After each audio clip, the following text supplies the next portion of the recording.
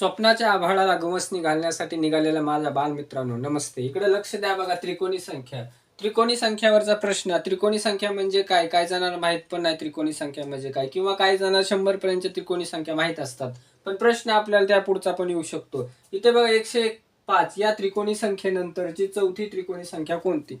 आता त्रिकोणी संख्या आपल्याला पाठ असतात 100 पर्यंत, पण त्याच्या पुढच्या संख्या विचारल्यानंतर मुलं गडबड करतात. काय करायचं, कसं करायचं, उत्तर माहित नसतं. तर लक्षात घ्या, आपल्याला मुळात म्हणजे ही त्रिकोणी संख्या म्हणजे काय, कशी काढतात हे लक्षात ठेवा द्या.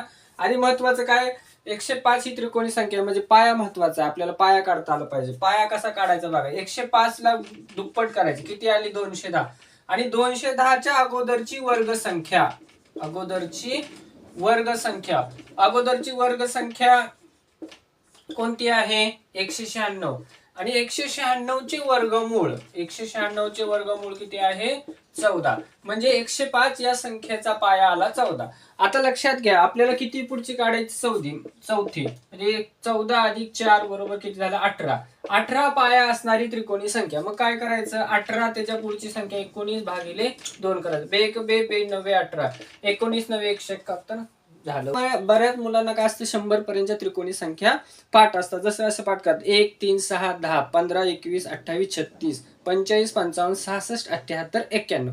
13 संख्या पाठ करून ठेवतात, पण त्याच्या पुढच्या संख्या आला की मुलं गोंधळतात. त्यामुळे लक्षात ठेवा की आपल्याला पाया काढता आला पाहिजे. पाया दिल्यानंतर आपल्याला त्रिकोणी संख्या काढता आली पाहिजे. अशाच प्रकारचे जर तुम्हाला त्रिकोणी संख्यावर डिटेल माहिती पाहिजे असेल तर कमेंटमध्ये सांगा. मी त्रिकोणी संख्यावर डिटेलमध्ये व्हिडिओ बनवतो. Okay, thank you.